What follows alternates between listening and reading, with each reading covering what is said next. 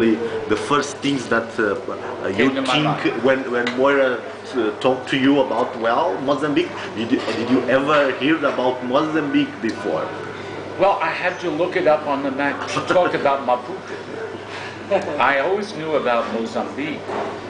About the floods, all poverty and all problems. No, I knew it was an exotic name. I knew it was on the Indian Ocean, but I had to look at a map to see exactly where. And Maputo's right in the south. And I thought, I've never been to Africa at all. Oh. And I asked her many questions, but she gave me the answer. And she convinced you. That's okay. Because I like her mission. With the Virginia Opera, it was the same thing. In Norfolk, nobody had opera before, and they didn't think that they would like it. But we started, and we grew. And as soon as it was there, and we brought a local chorus and trained them, word spread. And then we suddenly, the audience came. We had to go from 2 performances to 3 to 4 to 5 performances. And now we do 8 performances at each show. Ooh. And when you arrived in Mozambique last year for the first time in Africa, what was your first impressions? I thought the city hall was beautiful. I liked the hotel. I think the church was very prominent. And it looked to me like the weather was wonderful. It was a little too hot. It was April. Oh, yeah. I like this much better. And it was fascinating. I think the food was wonderful. I liked the people immediately because I noticed a very quiet dignity. And I went to the Museum of the Money, Moneda. Oh, yeah. And there, the whole history through the money of colonial, from the first transactions thing, all the way through. And then I went to the museum, and I saw all the pictures of the war coming through the art. And then at the French Cultural Center, I saw the sculptures made out of military things, and then I read about the history and how the Civil War only ended in '92, and what a new country this was. And it occurred to me, because I hadn't been in Africa at all, but the people were very friendly and fine. They had very wonderful dignity and beautiful smile.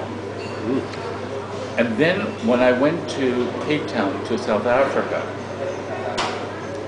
and I saw the townships, I went and worked with the singers there, and they have a more developed opera environment there. But that country had apartheid policy, and that made a big difference.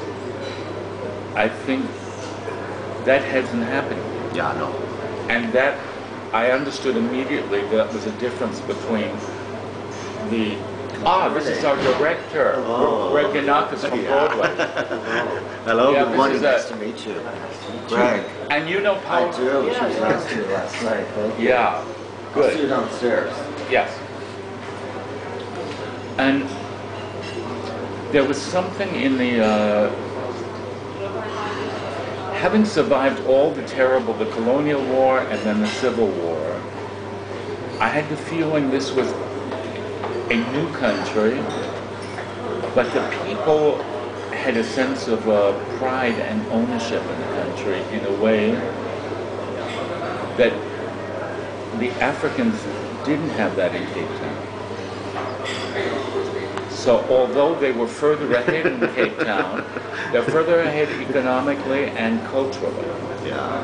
But they're not further ahead in terms of being African. Well, that's an interesting view. That is an interesting view, the difference that you... Well, I think people here have not been subjugated because of the race. Yeah. They've been subjugated economically because everyone. I mean, my family is from Eastern Europe originally. Russia, Poland, Hungary, Austria, but Jewish. And so we came as refugees. The same thing. Yeah. All over the world still, today. Yeah, wherever. But in this country, there wasn't that kind of racial policy. I don't feel that in the people. I feel the weight of the horrible wars that were through lifted. And although it's still many people alive now that fought those wars, their children are free. Okay. And one of the foods that you like, did you remember one or two that you mostly liked? Oh, piri shrimp. Piri shrimp and the papaya in here. Oh, the fruit. The fruit is